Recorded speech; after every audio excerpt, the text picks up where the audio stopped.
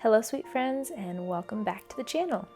As requested by you guys, today I'm going to show you how to make the most easy, beginner-friendly, twirlable little girl dress. The wonderful thing about this is there's no pattern, and it's fully adjustable to whatever size your little lady is currently wearing. My little girl is 3 now. She loves nothing more than a good twirly dress, and she really enjoys modeling for me and taking pictures. Before I begin though, if you enjoy this video and you would like to see more of it, please give this video a like, subscribe to the channel if you're not already, and don't forget to ring that notification bell so you don't miss any of my uploads.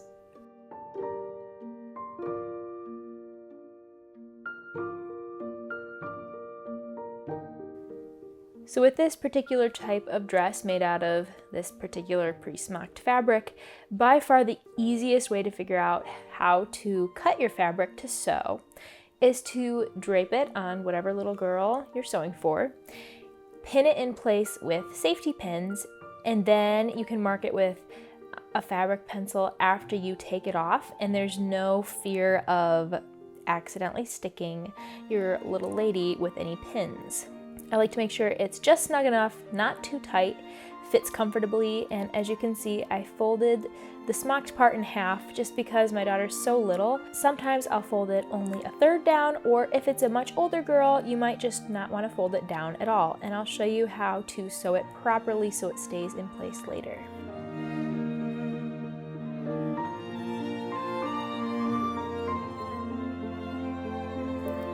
Today's video is sponsored by my delicious coffee, and I wish I could remember what it was, but I actually filmed this video months ago and I'm just now getting around to editing it. And the view I got to enjoy watching my handsome husband tear down 2 giant pine trees while I worked inside. But back to business. Alright, so like I said before, now that I've got everything marked with safety pins, I'm going to mark right over those safety pins with a fabric pencil. These are really nice and water soluble. I'm going to make a link in the description below of all the things you would need to make this dress. To keep this project even easier, I added 1/2 inch of seam allowance, made a little snip with my scissors, and then just started ripping.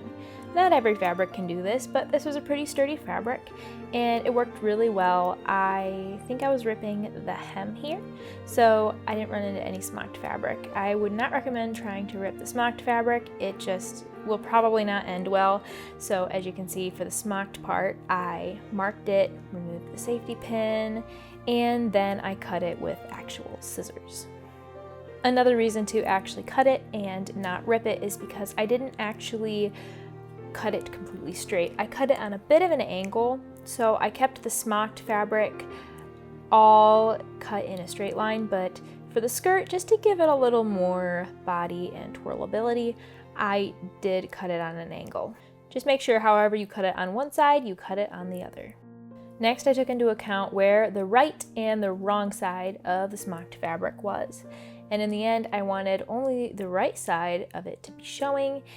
And unfortunately, that means that this is not just a 1-seam dress, but it's still really easy to do. For my daughter's size, I folded it over halfway with a little bit extra at the bottom, just to make sure it fully covered the inside of the smocked fabric. But when I made one for my niece, I only folded the top bit down roughly 1/3 of the way, just because she does have a taller waist than my 3-year-old, just to see what seems to best fit the little girl you're sewing for. Either way, once I found exactly where I wanted to fold it, I marked it with a safety pin. This next part is going to probably seem confusing or plain wrong if you've ever sewn before, but we're actually going to put the wrong sides of the fabric together instead of the right sides, because we're going to sew the inside of this dress first. Just trust the process, I will show you why later. So, matching up the edges of the smocked fabric so it lays nice and cleanly, and also matching up where I'm going to fold that smocked fabric in the end, I pinned the dress from the safety pin all the way down to the hem of the skirt, but not above because we're not sewing that part yet.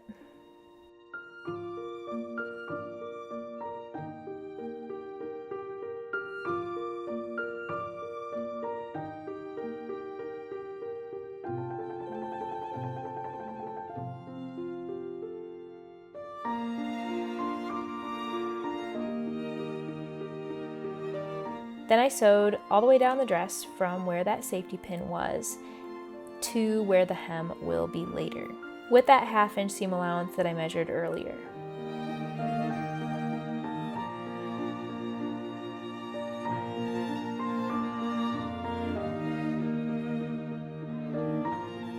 Completely random side tangent that literally no one asked for, but my curly hair is back. And it's curlier than ever because I used to only get these results when I would blow dry my hair, but now I air dry it with a little bit of jojoba oil and mousse in it, and these are the results. It makes me feel very happy because your girl has very thin hair, and so it's really nice to have some curl and texture in it for volume. So anyways, I think I can thank having my son and this really nice 3-in-1 shampoo bar I've been using for the past year. But anyways, if you had curly hair and now don't, this is your sign, don't lose hope. And then this is what the dress looked like. It looks a little strange now, but in just a minute you'll see why. So the bottom half is sewn, and as you can see, that is where the safety pin used to be, but is no longer, and that still marks our halfway point. So I made a tiny little clip up to the seam so that we can flip it inside out and it will lay nice and smoothly. Be super careful, you don't want to clip into the seam in this one. Then I flipped the entire dress inside or right side out to where now you can't see the seam anymore. And then I put together the right sides of the top of the smocked fabric. So now I'm sewing the part of the bodice that we will actually see. After pinning, I then stitched that closed, all the way right up to that little clip that we made earlier.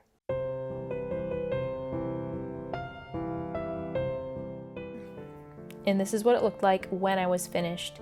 Just for reference, hopefully it's making sense at this point. I also measured and tore a ruffle. You don't have to do this, but I just wanted to. I knew my girl would enjoy it, and it's extra cute. And I think I measured that it would be roughly 1.5 times the width of the entire hem. So you can do the math yourself if you want to do it. Go for it. If not, it's not necessary. It's just an extra step that I think makes it look extra cute. At this point, I started work on the straps for the dress, and an easy way to calculate how much to cut for your straps is measuring the width of what you want the straps to be, doubling that so you get both sides of the strap, and then adding 1 inch because we're going to sew this like a tube with a 1/2 inch seam allowance. And honestly, I just made long strips for this. I didn't cut the exact size of length that I want them to be, just to make my life easier. For my daughter's dress, that was 4 inches because I wanted the straps to be 1.5 inches wide. I don't even think I bothered to pin these. You could if you wanted to be more exact, but I just folded the fabric strips in half and sewed with a 1/2 inch seam allowance all the way down the strip to make a tube. I've made this dress several different ways.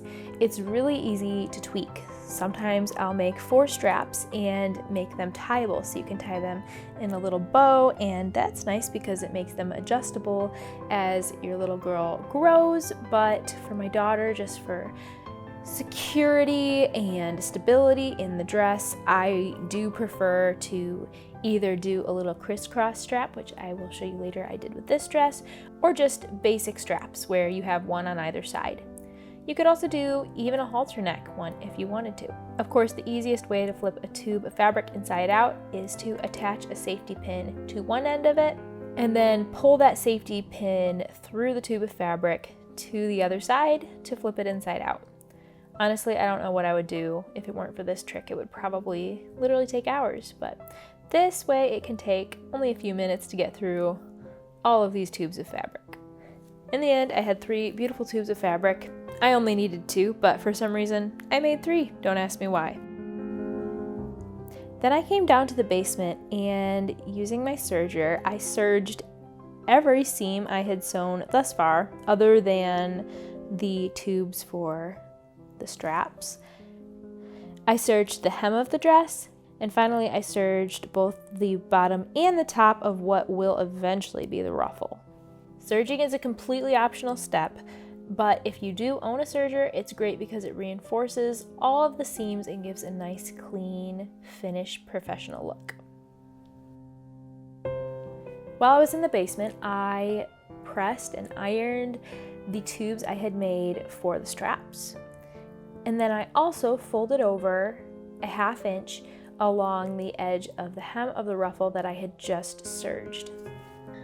I also gave the skirt a quick iron just because I knew it would be easier to iron now than it would be once I had attached the ruffle.